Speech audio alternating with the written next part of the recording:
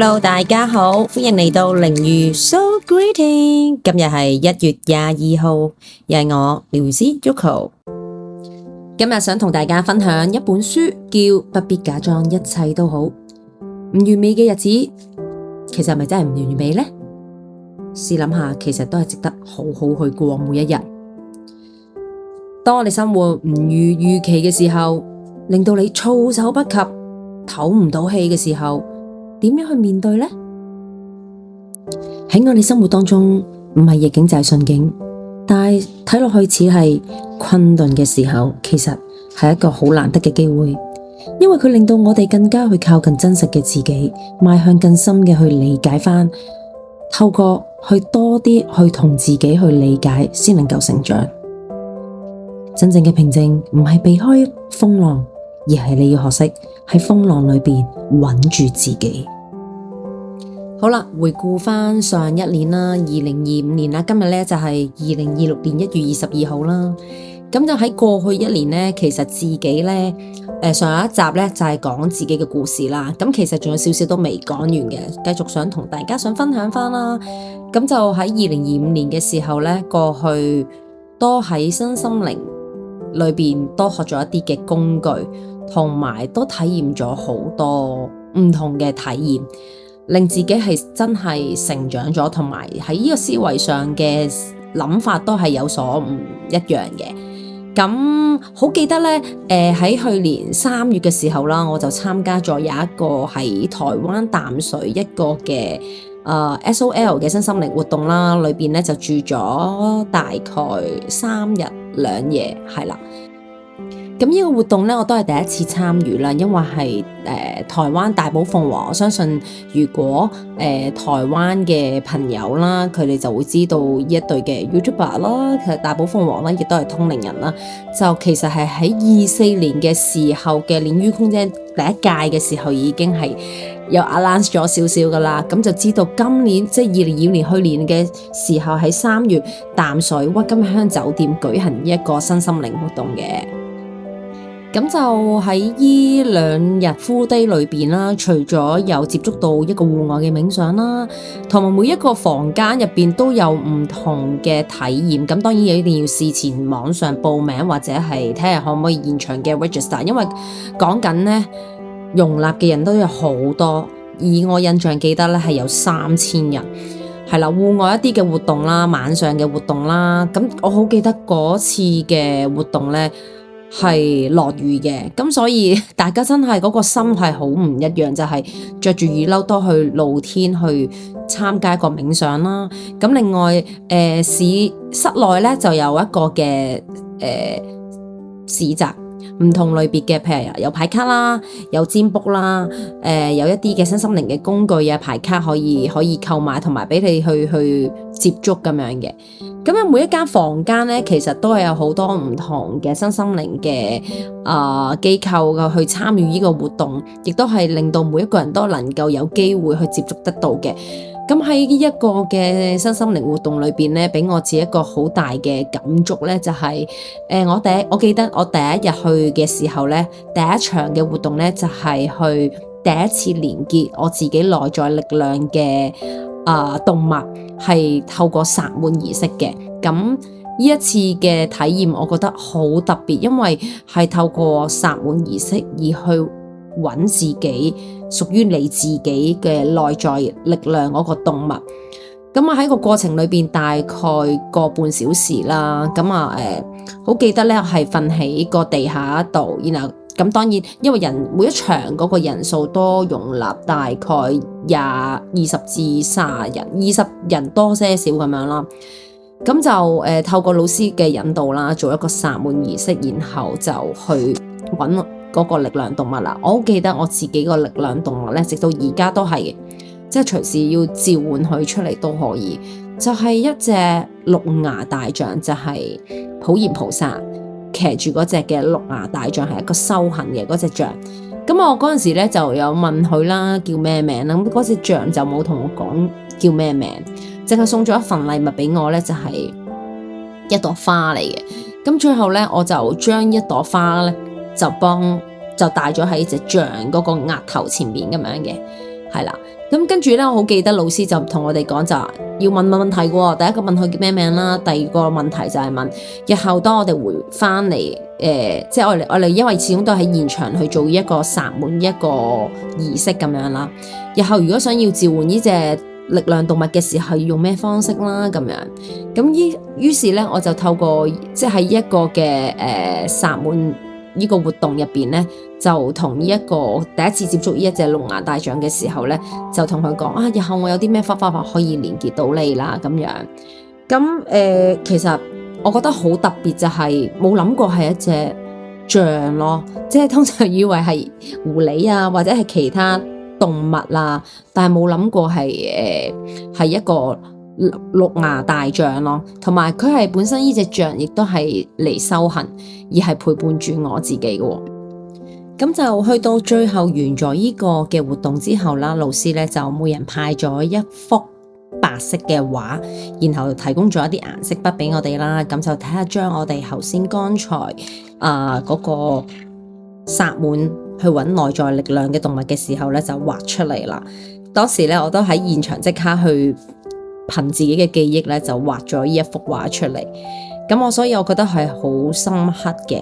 咁繼而咧就係除咗呢個活動之外啦，因為始終所有嘅身心靈活動都係喺酒店入邊舉行，有接觸到催眠啦，有接觸到有唔同嘅牌卡啦，係啦。咁我覺得透過呢2日全 day full day 嘅活動裏邊咧，真係體驗係幾特別，同埋真係唔錯嘅。好啦，過咗呢個3月一個活動之後咧，就去到大概5、6月左右咧，我就自己咧就參加咗一個嘅冥想嘅課程，咁係喺線上嘅，每一個星期上一堂，咁就為期一個課程就上4堂咁樣啦。咁就由記得喺5、6月開始，唔係好記得實質嘅日子啦，就直至到去今年去年咧，唔好講今年，再掛住今年，去年2025年咁樣啦，年底啦，咁就前後就參加咗3個嘅冥想課程，就係一個台灣老師嘅，係啦。咁而呢個一對嘅台灣老師咧，就係亦都係正我去揾內在力量動物嘅一對嘅台灣老師啦。咁就亦都係喺2024年，其實都認識噶啦。咁就誤打誤撞就返到去香港嘅時候，就見到咦點解可以有一個嘅冥想嘅課程？我覺得幾特別。咁同埋亦都係喺線上，唔需要特登飛過去台灣上。咁我就倒不如就試下參加。我好記得我第一個嘅冥想嘅課程呢，就係破魔重生。咁就覺得好特別個名，點破魔法啊？因為其實喺我哋身心靈接觸身心靈 spiritual 嘅裏邊呢，其實都幾可以講飄，又可以好 grounding。但係喺我哋日常生活裏邊嘅時候，其實呢個魔喺我哋每一日裏邊都會容易產生，就好似我哋嘅嗔恨心啦，有批判啦，或者有分別嘅心，其實都係一個魔嚟嘅。咁就透過一個嘅冥想課程入邊，點樣去破我哋自己內在嘅心魔，而唔係講人，係講自己點樣去破魔，點樣去重生唔係即係死裏翻生嗰啲咁樣啦，就係點樣去好好去修行呢樣嘢。好啦，去到咧完咗呢個課程之後咧，又令到我自己嘅啟悟啊，思維上係有唔同咗啦，好似係升咗 level 咁啦。繼而我又隔咗一段時間咧，就參加佢嘅第2個冥想咧，就係財源廣進，財源廣進啦。財源廣進個個都成日都講，金錢不如講簡單啲，金錢靈氣嚟。聽就聽得多啦，係咪學咗就真係會發達咧？呢一樣嘢其實好多身邊嘅朋友成日都有問過，又或者有提及過人講，喂，學咗金錢靈氣或者學一啲嘅財源廣進，或者有啲嘅課程關於錢財嘅嘢咧，學咗之後係咪真係會發達咧？其實我想講唔係，因為呢樣嘢係涉及到你自己內在對金錢或者對你嘅物質上有冇一個匱乏。當你明白到呢個道理嘅時候，你知得到其實呢啲嘅問題唔係物質上嘅可以你想擁有就擁有，而係你心入邊，如果你係有呢一個愛，所謂嘅愛同光，好多人都可能會識得講。而當你去達到呢一個嘅程度嘅時候，你呢個匱乏其實係已經冇咗。所謂嘅發達啦，財源廣進啊，成日都講新年咧，恭祝你新年身體健康啊，財源廣進啊，即係點樣好嘅意頭嘅嘢啦。其實當你內在呢個問題識得去貫穿或者去覺悟得到嘅時候，其實好多個問題其實都唔係話一個問題嚟嘅，比較少少深入，亦都係涉及到你嘅因果債障業力，都係要去清理去面對呢個問題。好啦，之後去到過咗暑假之後呢，我就又參加咗最近期啦，去年最近期啦，10月嗰段時間就參加咗最後一個冥想課呢，就係呢一個嘅夢想成真。每一個人都會有夢想，係咪？可能我嘅夢想係我好想去金錢自由嘅，我想去多啲旅行嘅，我好想搵多啲錢嘅。但係所謂嘅夢想成真，就係正正你自己每一個人入邊好想做嗰樣嘢，而往往都係做唔到嘅時候，我點樣去達到呢個目標呢？我點樣去做呢？講就識講啫。每一年嘅年頭，往往啲人就會開空頭支票，係咪啊？開咗之後，就有冇去實行去 action 去做呢樣嘢？所謂嘅夢想成真係做啲咩呢？咁透過呢3個冥想課裏邊呢，係真係令到我自己呢，係思維上啦、行動上啦，係好大個提升咁樣嘅。咁喺過去年，除咗呢3個冥想課我有所得益啦，繼而就係我喺呢一個嘅暑假裏邊，我亦都係去學多個工具咧，就係現代靈氣現代靈氣嘅。咁當然未學完啦，而家都係去到第2個階段，學到奧全咁樣嘅。雖然都係臼井靈氣之一啦，咁但係我覺得都有啲不一樣，有少少分別嘅。但係我覺得其實我身為一個療癒師啦，我所學習以往學習嘅靈氣臼井靈氣啦，雖然去到大師班都好，都係其實每一日都係會運用喺自己家庭上啦、生活上，甚至工作上都會用到。咁就希望能夠新嘅一年繼續好好去發揮自己過去嗰一年所學到嘅工具啦，咁樣。咁繼而啦，除咗我去參加呢啲嘅身心靈活動啦，參加網上嘅冥想課之餘啦，甚至我飛到去台灣去參加一啲嘅靈氣嘅課程之外呢，另外有2個嘅活動都令到我有所提升嘅。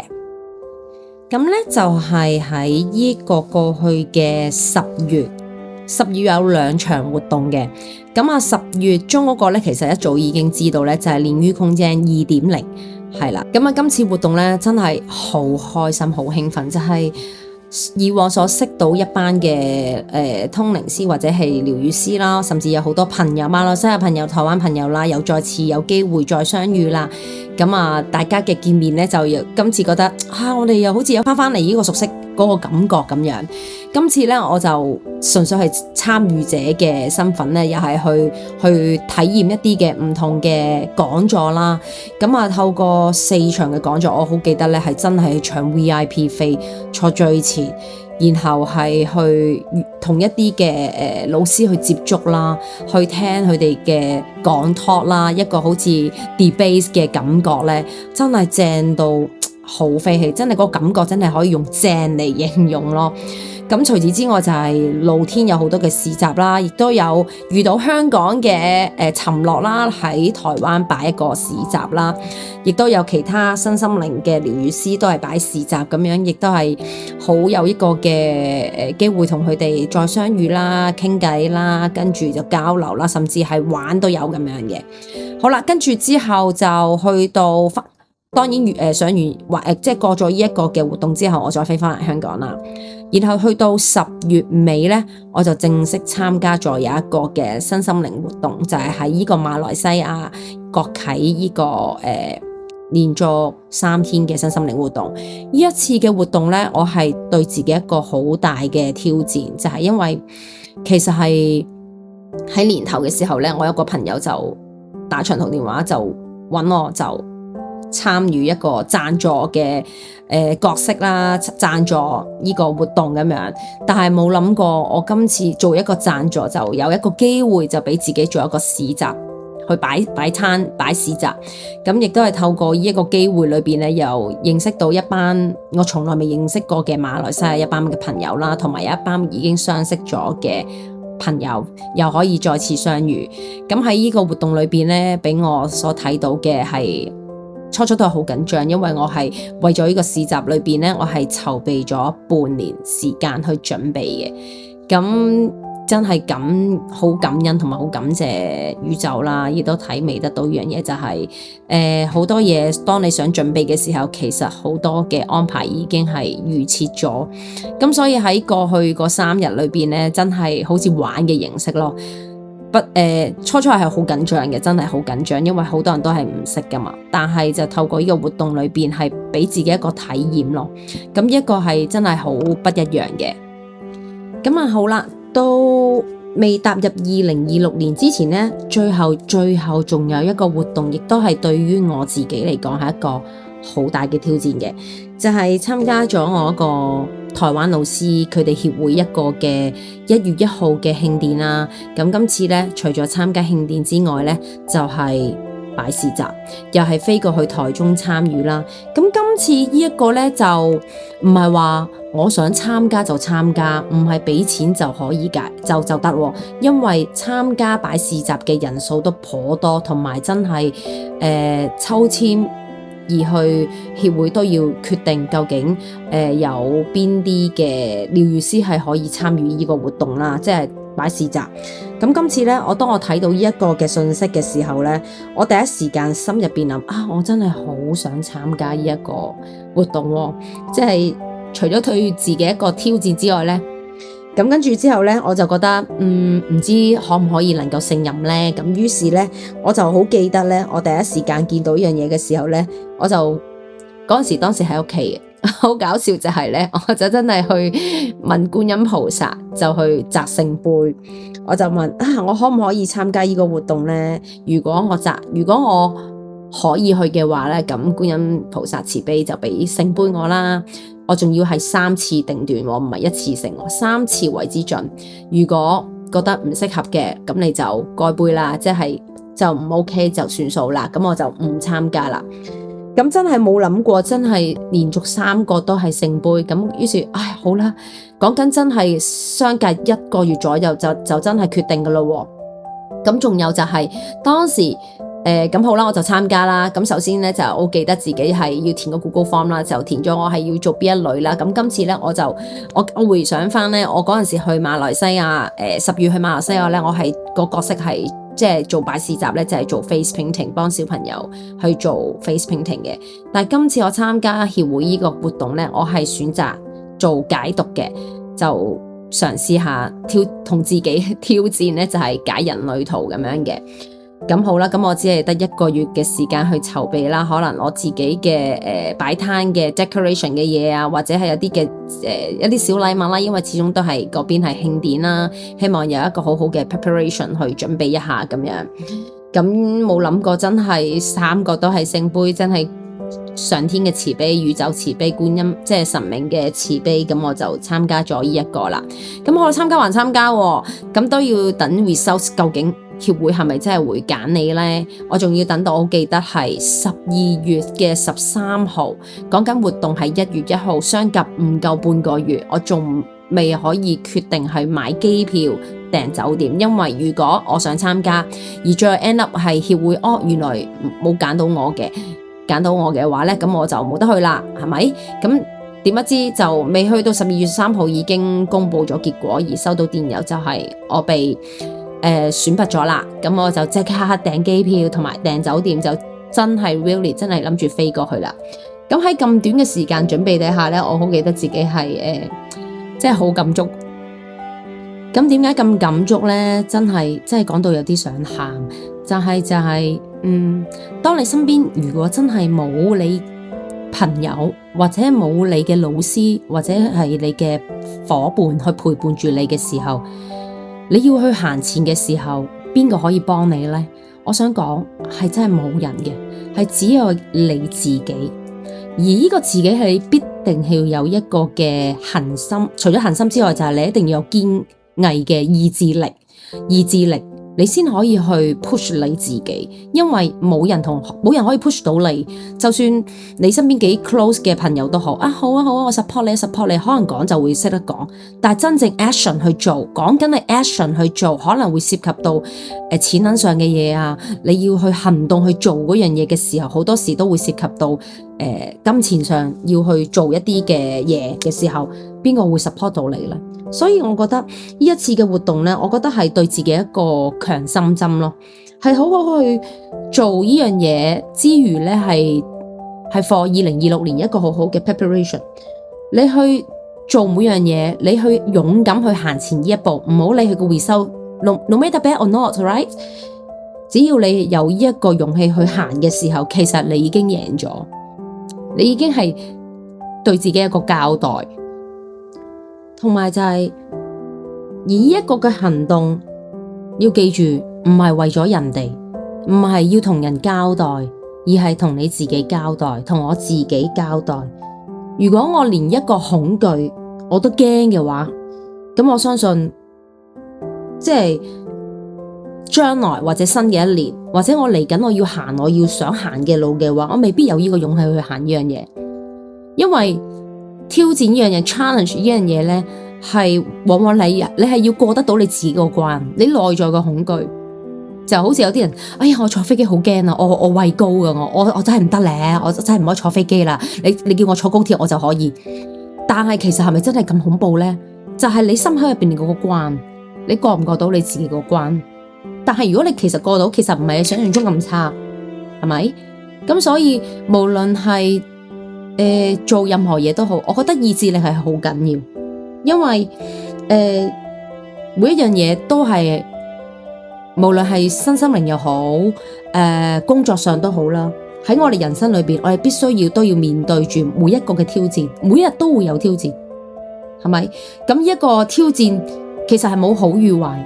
即係一個好似 exam， 好似一個 test 一樣啫嘛。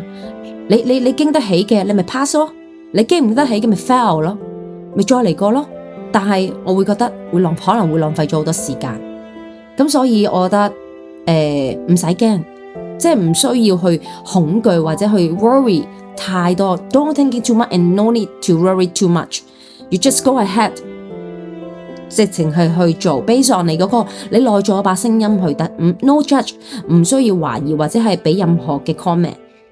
勇敢啲去做樣嘢唔緊要，其實我覺得喺過程裏邊，我成日都同自己講，當係一個體驗啫嘛。體驗其實就算好與唔好，都係一個好好嘅體驗，慢慢去學習。因為其實喺身心靈呢條路又好，喺學做人都好，無論或者係做父母嘅角色都好，都係學習。就算喺小朋友角色，佢哋都係學習。只不過我哋係用啲咩心態去學習每一樣嘢。無論你有人陪伴你都好，冇人陪伴你都好，都唔緊要，因為最後 end up 你都係自己一個人行呢條路。我哋要用啲咩心態去行呢條路？我好感恩我自己抽到有一張佛牌智慧卡，呢張卡呢，曾經都抽過嘅。當你相信自己嘅時候，全宇宙都會為你讓路。所以呢，錄到呢度呢，真係好感觸。我回顧翻 payback 翻自己過去嗰一年裏邊呢，自己所付出到嘅，所 expand 嘅，支出咗使咗幾多錢，我所學到嘅，甚至無論咩課程都好啦，或者自己去參與啲身心靈活動都好啦，同埋過去嘅一年，我想講 be honest， 我睇咗90本書。It's really crazy for me。同人講，人哋可能未必相信 ，but 真係90本書。咁當然睇完又再睇啦，未必定一次過可以睇完就記得到咁多，因為多好多唔同嘅類型，除咗身心靈嘅書啦、心理學嘅書啦、哲學嘅書啦、冥想嘅書啦，咩雞湯嗰啲女童嗰啲咁嘅書啦，唔同類型嘅書大概有90本。咁過去以往我所 spend 嘅時間，除咗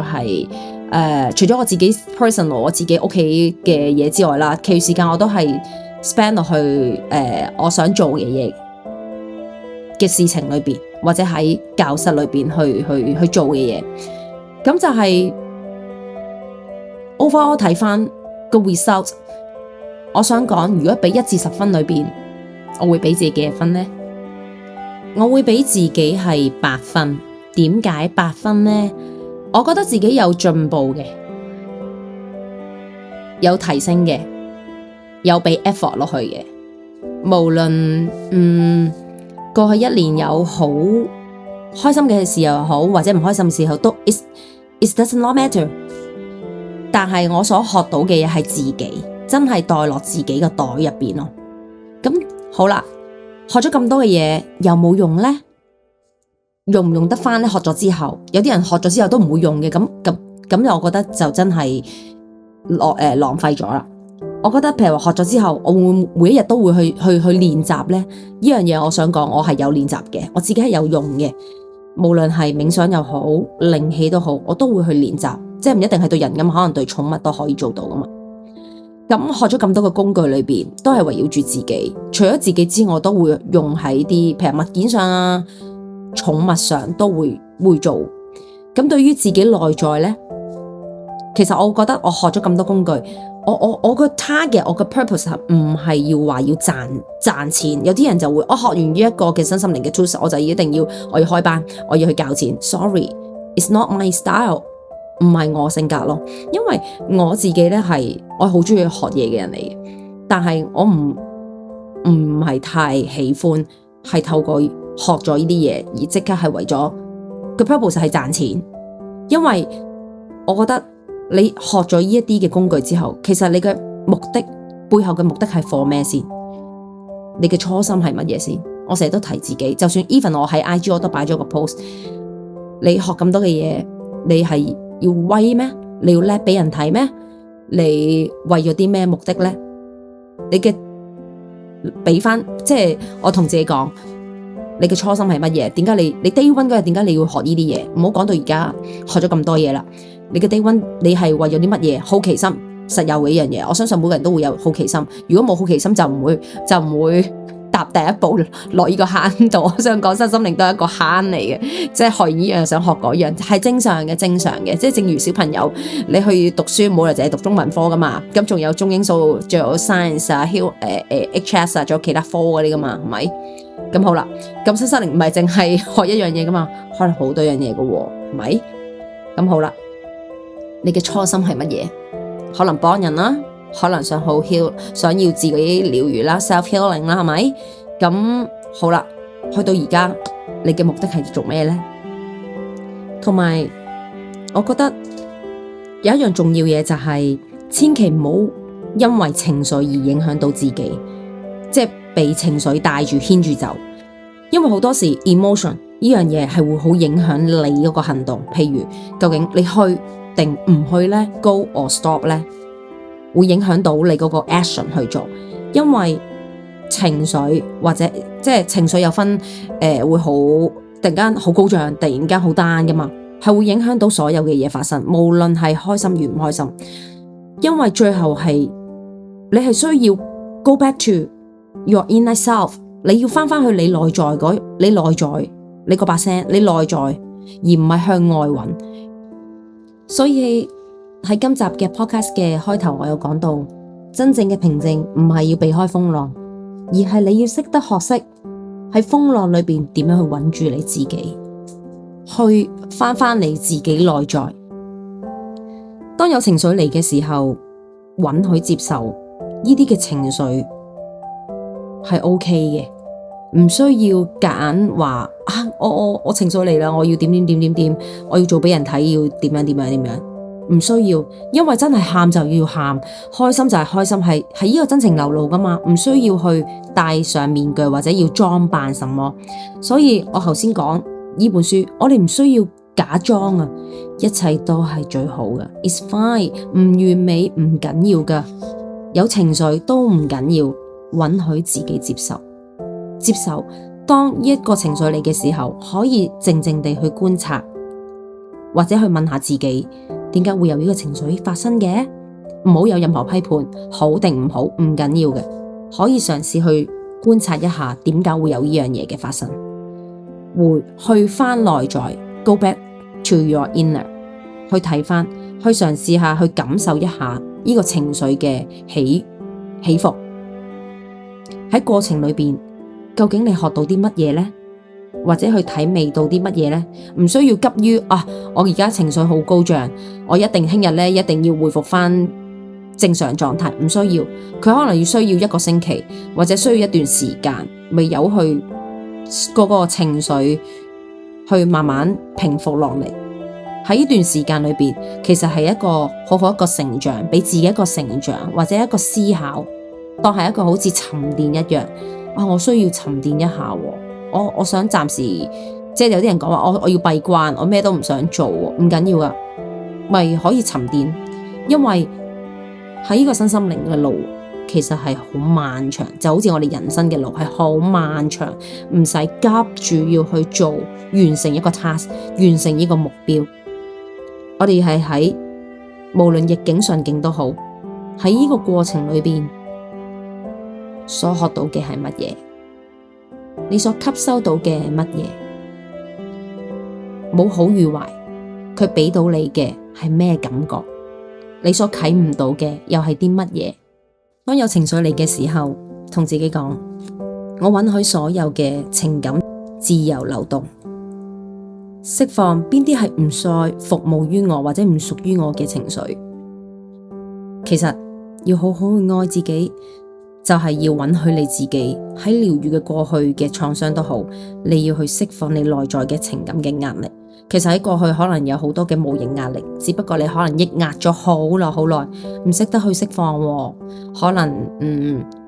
為咗朋友或者為咗身邊嘅人或者為咗家庭而抑壓咗一個壓力喺度。咁當佢嚟嘅時候，盡情等佢自然流露出嚟，自然去慢慢讓佢釋放呢啲嘅壓力。去到今集最後啦，環節呢就係送上4個嘅小法寶俾大家。第一，每一日自我靜思，你今日感受到嘅情緒有邊啲啊？我點樣去釋放佢哋呢？第二，情緒嘅記錄，我今日我釋放咗有邊啲嘅情緒，喺過程裏邊有啲咩感受？第三，療癒練習，每一日早晚進行5分鐘療癒呼吸法，專注翻喺你釋放內在嘅情緒壓力裏邊。第四，感恩練習，嘗試下寫低感恩3件事，每一日有邊3件事你係好想感恩嘅。今日分享到呢度為止，下集再見，拜。